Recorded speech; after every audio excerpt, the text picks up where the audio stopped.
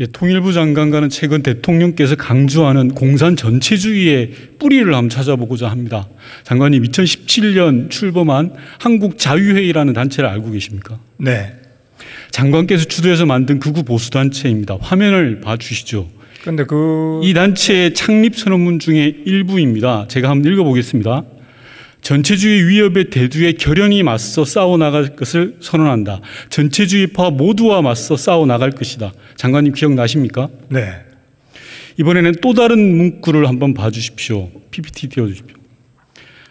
우리는 전체주의 세력, 그 맹종 세력, 추종 세력들에게 쏟거나 굴복해서는 안 된다. 장관님, 이 말 누가 말인지 아시겠습니까?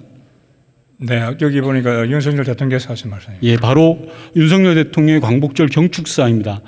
단체 창립문과 대통령의 광복절 경축사를 보면 혹시 같은 사람의 머리에서 나온 건 아닐까 할 정도로 굉장히 유사합니다. 내용적 싱크로율이 사실상 100% 수준입니다. 장관님께 여쭙겠습니다. 혹시 한국자유회의라는 단체가 윤석열 정부의 사상적 토대가 되었다고 봐도 되겠습니까?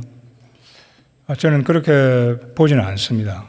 그렇게 보지 않는 이유에 대해서 말씀하십시오.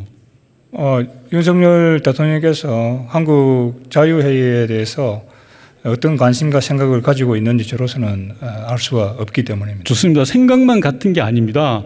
심지어 사람도 같습니다. 2017년 이 단체가 만들어질 때 함께했던 주요 인사들이 지금 윤석열 정부 들어서 정부 주요 요직에 한 자리씩 다 차지하고 있습니다. 이 자리에 계신 통일부 장관님을 비롯해서 김태호 안보실 1차장, 과거사정리위원회 위원장, 한국자총 부총재, 박문진 이사, 대통령실 비서관 등 어림잡아 대충 본 것만 해도 11명 이상이 윤석열 정부에서 일하고 있습니다. 결코 적은 숫자가 아니라고 생각합니다. 이런데도 이 단체가 윤석열 정부의 정신적, 이론적 토대가 아니라고 생각하십니까? 장관님 답변해 주십시오. 네. 한국자유회의에 당시에 참여했던 지식인들은 개별적으로 참여를 했습니다. 이제 그렇지만 이 한국자유회의에 참여한 지식인들이 윤석열 정부의 어떤 이념적인 그것을 제공했다. 이렇게 저는 좋습니다. 장관님께서는 부인하실지 모르겠지만 최소한 대통령께서 극우 보수단체에 경도되어 있거나 아니면 비슷한 생각을 하고 있는 것 같습니다. 문제는 이 단체의 주장이 너무나도 극단적인 극우 보수적 생각이라는 겁니다. 즉 평범한 국민들로서는 도저히 이해할 수 없는 주장을 펼치는 게 문제입니다. PPT 봐주시면요. 일례로 대한민국의 주권이 국민에게 있다라고 이야기하는 사람을 전형적인 전체주의 사고라고 주장합니다. 이 문장 장관님 기억하시죠?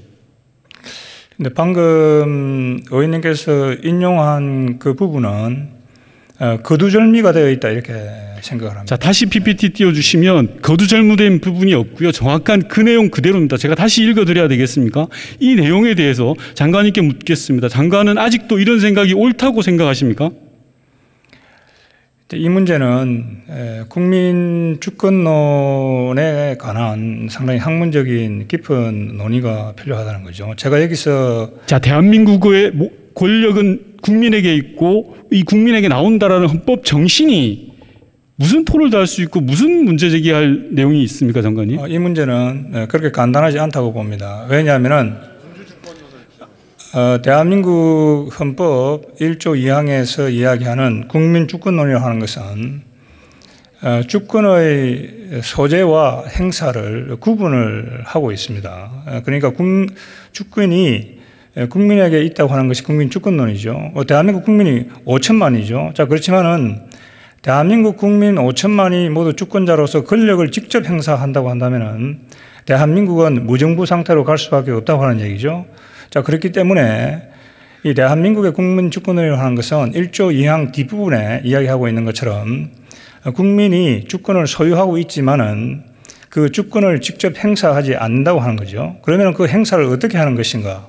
국민들은 투표를 통해서 전국구 대표인 대통령을 뽑고 지역구 대표인 국회의원을 뽑아서 대표를 통해서 권력을 행사한다고 하는 것이죠. 예.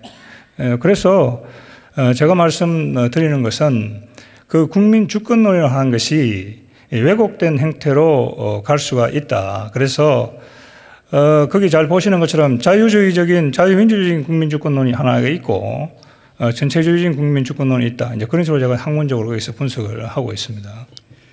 예, 장관님께서는 청문회에서 청문회장에서 당시 발언들에 대해서 많은 부분이 생각이 잘못됐다라고 하는데 여전히 이 생각을 가지고 있고, 제가 걱정되는 것은 대한민국의 대통령의 생각이 철진한 뉴라이트 세력에 뿌리를 두고 있다라는 겁니다. 싱크로율 100%라는 사실은 너무나 걱정스럽고요. 지금 장관께서 이야기하시는 그런 내용이야말로 전형적인 뉴라이트 사고입니다. 그게 바로 뉴라이트인 겁니다. 장관께서는 저는 의원님께서 말씀하시는 한국자유회의 선언문이나 한국자유회의에 참여한 지식인들이 거구다. 저는 거기에 동의를 하지 않습니다. 대한민국이라고 하는 남북한 현실에서 볼 때 자유민주주의라고 하는 것이 여전히 어떤 면에서는 대단히 북한의 전체주의에 비해본다고 한다면 대단히 진보적인 그런 면을 가지고 있다. 이렇게 생각합니다. 그런데 그 한국자유회의에 참여한 지식인들을 의원님께서 전부 다 거구다. 그거는 그 지식인들뿐만이 아니고 저로서도 받아들이기 어려운 그런 문제다 이렇게 생각합니다. 예, 장관님께서 그렇게 이야기하실지 모르겠지만 국민들은 다 알 것이라고 생각을 합니다. 아니 근데 장관님하고 지금 근데 의원님 어떤 국민들이 그렇게 생각한다고 하는 얘기죠? 예. 장관님, 네. 제가 대정부 질문을 통해서 장관님께 질문을 드리는 건데요. 대다수 국민들이 그렇게 생각할 것입니다. 오늘 이 자리에서 어떤 대다수 장관님의 국민이 그렇게 답변을 생각한다는 듣는 거죠? 것만 보더라도요. 대다수 국민들은 그렇게 생각할 것입니다. 학자들이 모여서 한국 자유회의 선언문이라는 것을 발표를 했고 그것을 무슨 감추고 있는 것도 아니고 공개적으로 얘기했는데 어떻게 의원님이 마음대로 그걸 한 정치인이 그런 지식인들을 갖다가 뭐 그거다 이렇게 단죄를 할 수 있는 겁니까? 예, 장관님 발언 다 하셨습니까? 네.